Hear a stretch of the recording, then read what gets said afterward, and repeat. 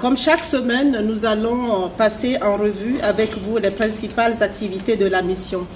Et pour cela, je suis en compagnie des porte-parole de la force, le lieutenant-colonel Kom Ndaïra-Jie et la porte-parole donc de la police, Oana Popescu.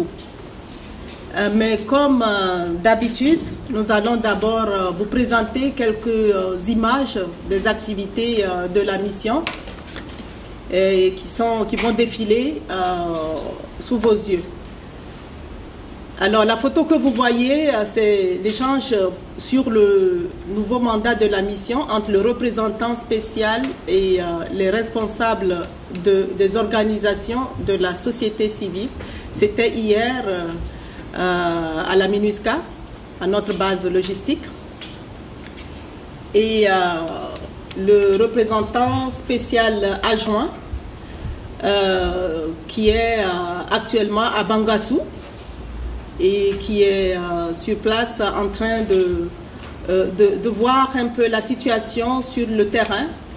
Ça fait partie des visites régulières du leadership de la mission dans les préfectures, dans l'arrière-pays, pour voir non seulement la mise en œuvre du mandat de la mission, mais également réitérer le soutien de la mission aux populations de ces villes-là. Donc, ils rencontrent également les autorités préfectorales avec lesquelles ils échangent. Et toujours dans le même cadre, le commandant de la force est à Ipi. Donc, on le voit sur cette photo avec le ministre de l'Intérieur et de la Sécurité publique. Donc, pour vérifier un peu la situation sur le terrain, après les récentes violences qui ont eu lieu à Ipi. Donc, sur la photo, vous voyez la délégation interagir avec la population locale, également les représentants des communautés et les autorités locales.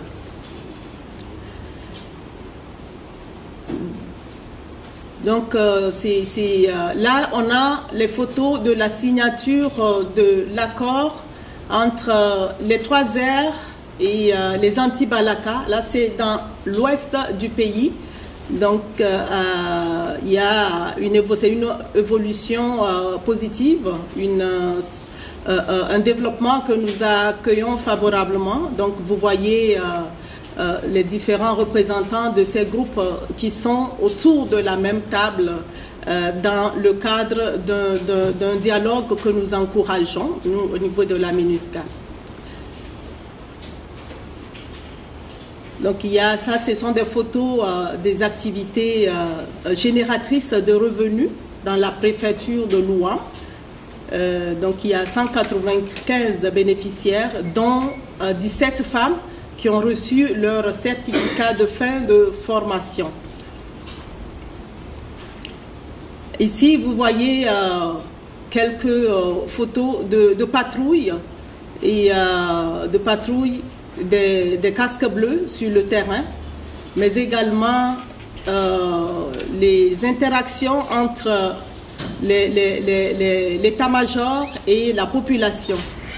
Comme on l'a déjà dit dans cette salle, lors de ces patrouilles, c'est l'occasion également de rassurer la population de la présence de la mission, que les casques bleus interviennent sur le terrain en faveur de la population, mais également c'est l'occasion de rencontrer ces populations pour recueillir leurs préoccupations. Donc c'est ça, les photos que vous voyez là, c'est un peu ça. On avance. La photo de gauche, elle est prise lors de l'inauguration du commissariat de police de Bambari. Comme vous le savez, Bambari, la restauration de l'autorité de l'État évolue très bien. Et donc la semaine dernière, je crois, il y a eu un commissariat de police qui a été inauguré. Donc, avec le soutien, ça a été réhabilité avec le soutien de la MINUSCA et du PNUD. Donc, c'est lors de l'inauguration que les principaux acteurs ont pris cette photo. Et la photo de droite, vous voyez en action des forces de sécurité intérieure qui font des démonstrations. C'est suite à la formation qu'ils ont reçue, la formation en technique d'intervention spécialisée. Donc, c'était au bénéfice de 27 gendarmes et 28 policiers. Certains d'entre vous ont couvert la fin de la cérémonie et c'était une formation qui a duré 6 semaines. Et ma collègue de la police va certainement revenir sur cet élément, cet important élément.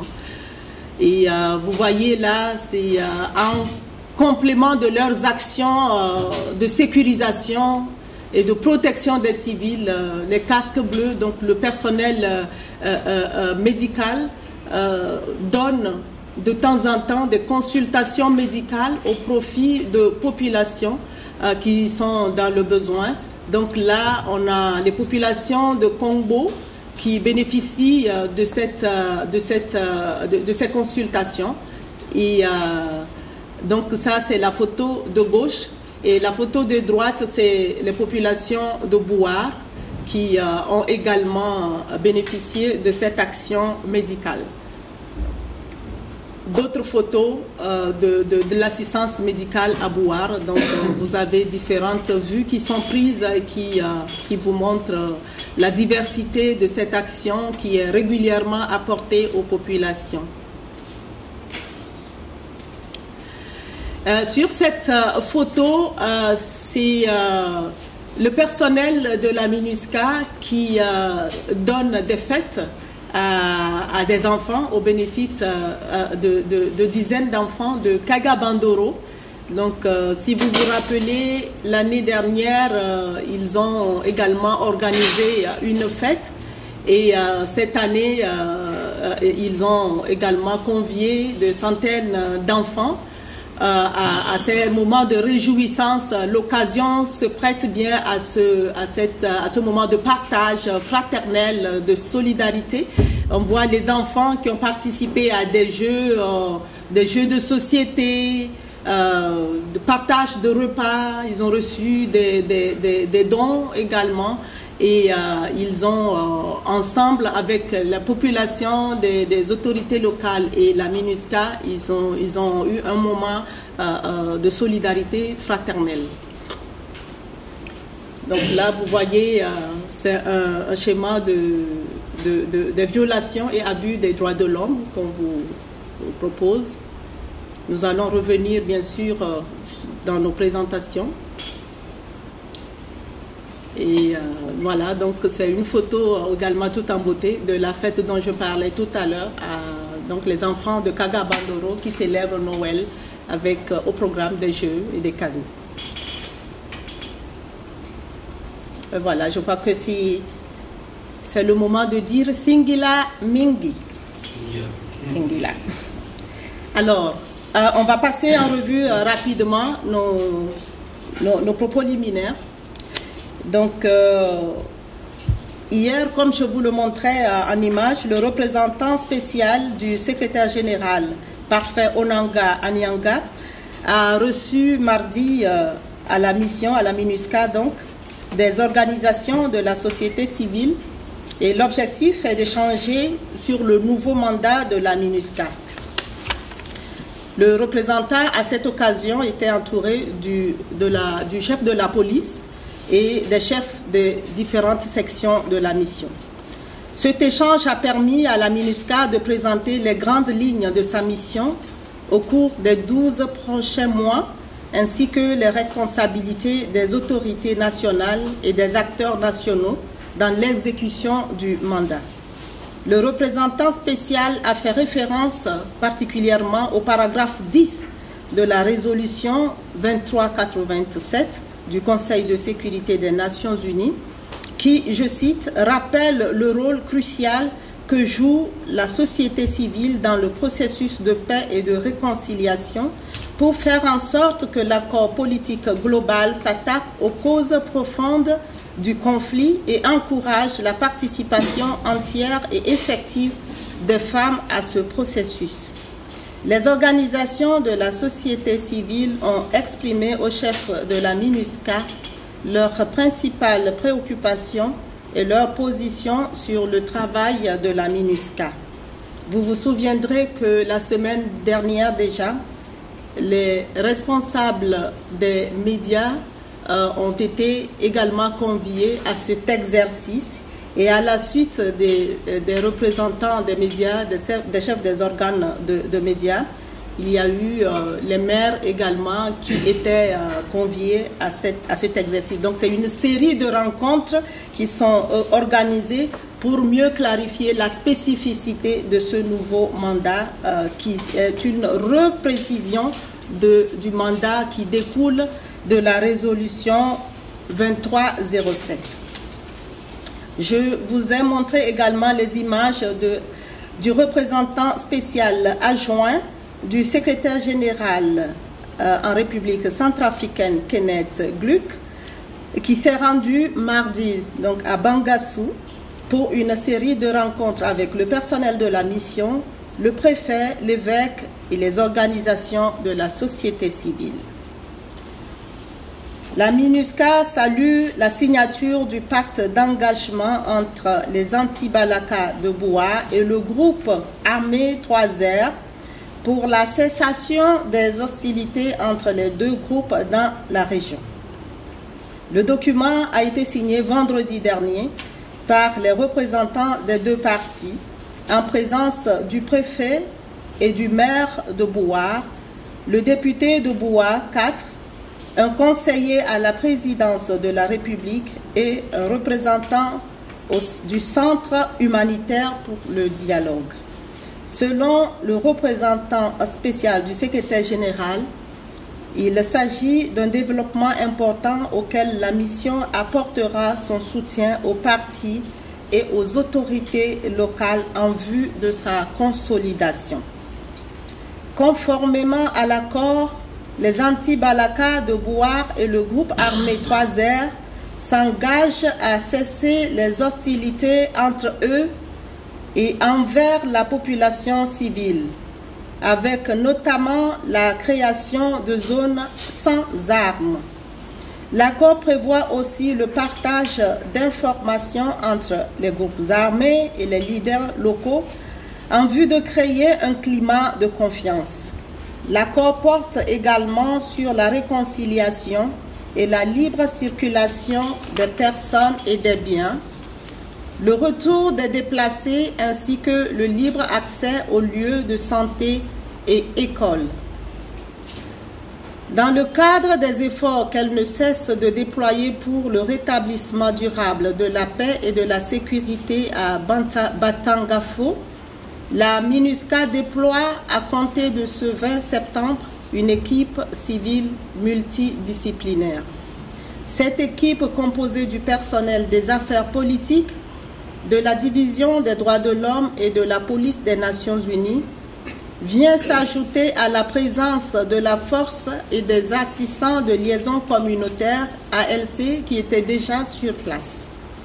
L'équipe sera à l'écoute de la population et travaillera en étroite collaboration avec les autorités et les leaders locaux sur place afin d'engager un dialogue permanent avec les groupes armés pour renforcer la paix, le vivre ensemble et la cohésion sociale dans la localité conformément au mandat de la mission. La MINUSCA compte sur l'engagement constructif de tous les segments de la population pour qu'ensemble et avec sa présence renforcée, la page des récents événements malheureux à Batangafo puisse être refermée. Dans le registre des affaires civiles, on note le déploiement des préfets et des sous-préfets sur le territoire national qui se poursuit avec très prochainement le déploiement des collectivités à Mobaye dans la Basse-Koto. Le déploiement des autorités territoriales dans les préfectures de Vakaga et Bamengi-Bangoran est toujours en cours de préparation par les autorités nationales. La MINUSCA apporte son soutien au déploiement de ses responsables. La MINUSCA soutient également d'autres institutions et services afin de renforcer la présence de l'État à l'intérieur du pays.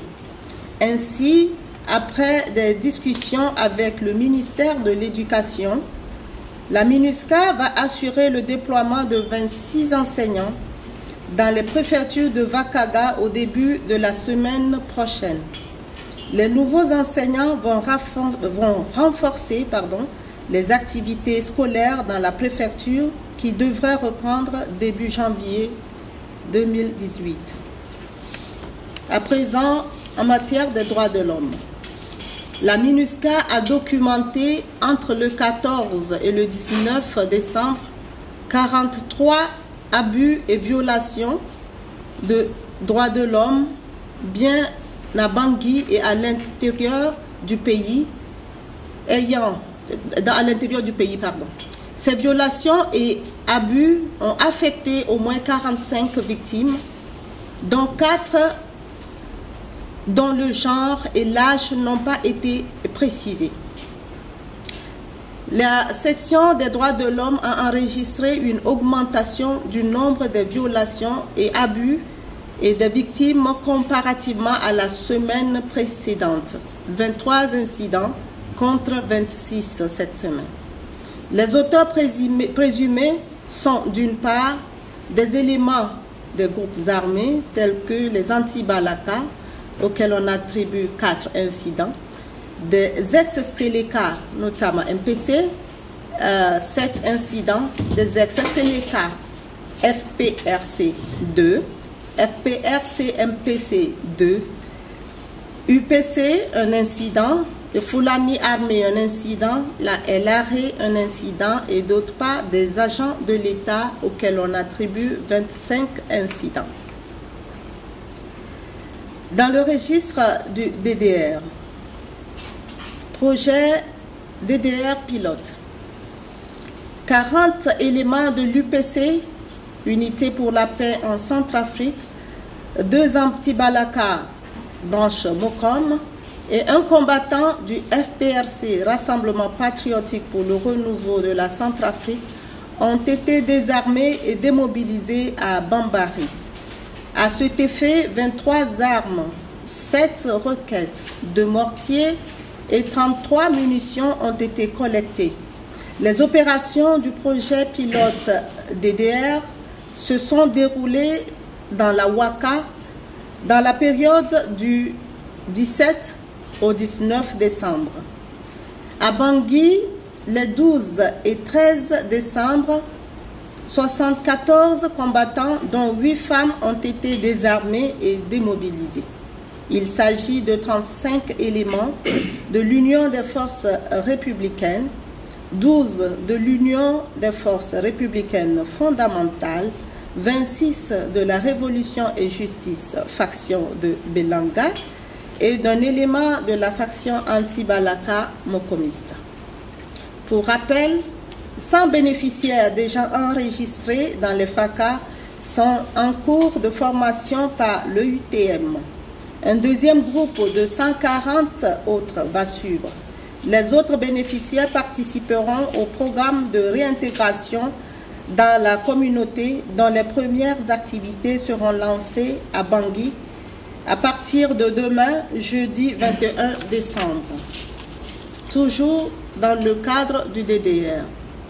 Projet AGR.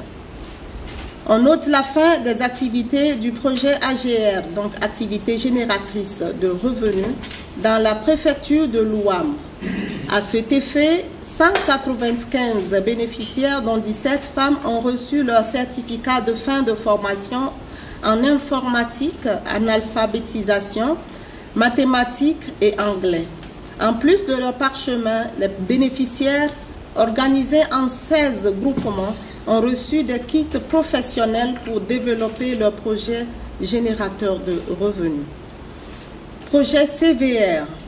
Dans le cadre du projet CVR Bangui, mis en œuvre par le DDR en partenariat avec l'UNOPS, les activités de formation en mécanique, électricité, conduite automobile, commerce et couture se poursuivent.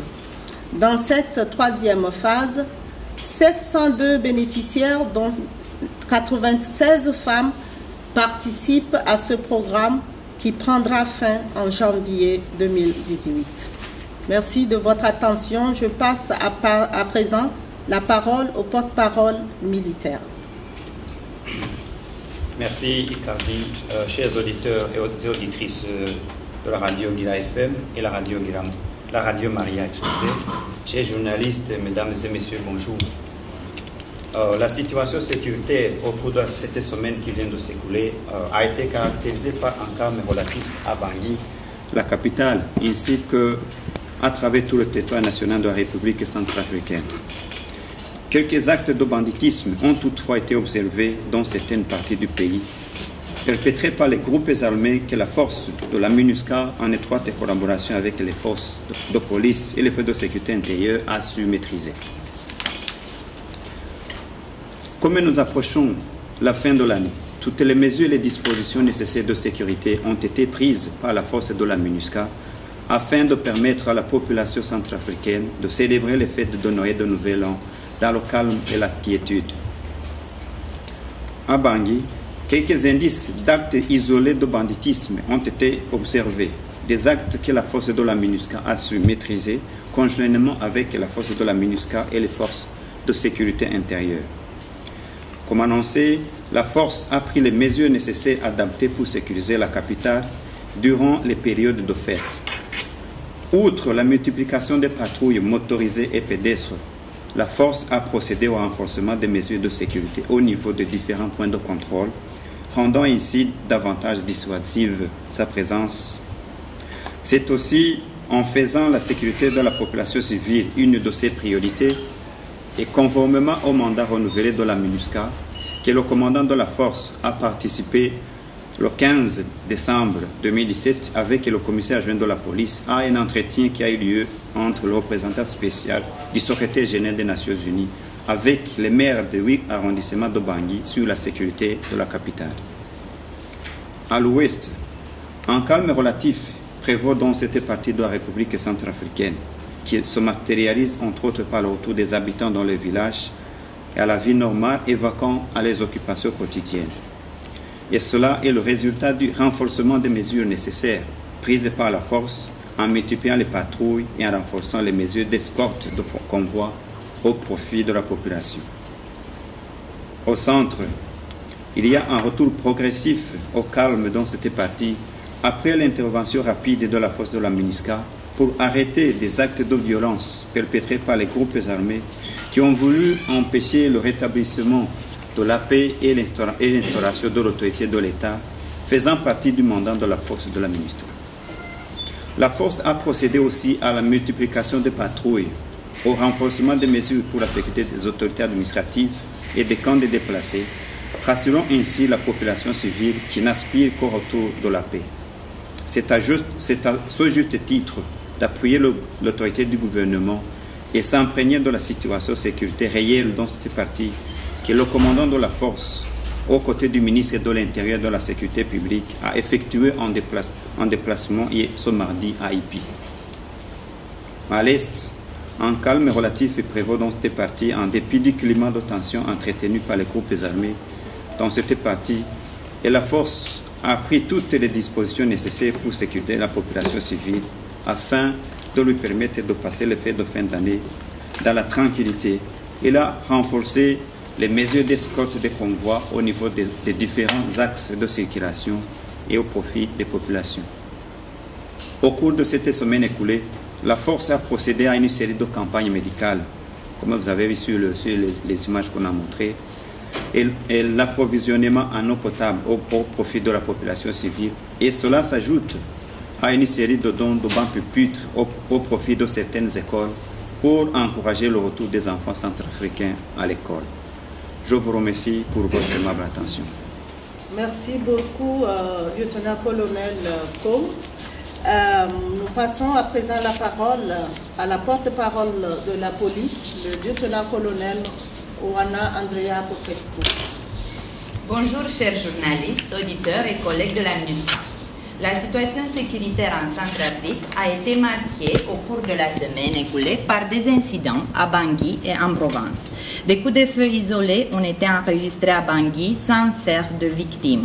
En ce qui concerne le point des infractions, la police de la MINUSCA a enregistré au cours de la semaine écoulée un cas de meurtre, une découverte de cadavres, un enlèvement, 3 cas de coups et blessures volontaires, un cambriolage, 3 vols à main armée, une tentative de vol. Les missions d'escorte et de protection de hautes personnalités, les gardes statiques au niveau des institutions de l'État, les opérations de lutte contre la délinquance, ainsi que les échanges avec les autorités administratives, coutumières et les populations locales ont été poursuivis. La police de la MINUSCA continue sa collaboration avec les forces de sécurité intérieure et les autorités locales pour protéger les populations civiles. Par ailleurs, le 20 décembre, une unité de police constituée du Mauritanie est arrivée à Bangui dans le cadre de la rotation des unités. Un plan d'action est mis en place pour la sécurisation des fêtes de la fin de l'année. Le plan est articulé de manière conjointe avec les forces de sécurité intérieure. L'état-major conjoint de Bangui travaille en coordination avec les équipes UMPOL de la colocation et ensemble avec la force de la MINUSCA, ils mettent en place un dispositif sécuritaire robuste et des patrouilles pédestres et motorisées conjointes, unités de police constituées, FPU et forces de sécurité intérieure, afin de rassurer la population et parer à tout événement. Cette approche communautaire résolument dirigée vers les besoins exprimés par les autorités municipales et la population rassure les Centrafricains que les forces de sécurité sont prêtes à veiller pour que cette période festive se passe sans troubles sécuritaires. À Bambari a eu lieu le 13 décembre la cérémonie d'ouverture officielle du commissariat de la ville, en présence du ministre centrafricain de l'Intérieur chargé de la sécurité publique. 30 policiers sont affectés dans le service. Ils recevront l'appui total de la police de la MINUSCA, déjà présente dans la ville de Bambari depuis 2015, avec 148 hommes. La formation aux techniques et tactiques d'intervention spécialisées au profit de 55 forces de sécurité intérieure, dont 4 personnels féminins, a été clôturée le 15 décembre 2017 après 6 semaines de formation intensive pratique à l'École nationale de police de Bangui. La formation a été enrichie par un entraînement au tir opérationnel et tactique, ainsi que par des modules additionnels tels que la conduite à tenir face à un engin explosif improvisé et le sécurisme opérationnel en cas de combat. Les exercices de synthèse ont porté sur les techniques individuelles de self-défense, de manipulation et d'emploi des armes, de techniques d'intervention en véhicule et d'interpellation domiciliaire, la progression tactique, les principes fondamentaux en matière de la protection rapprochée. Merci de votre aimable attention.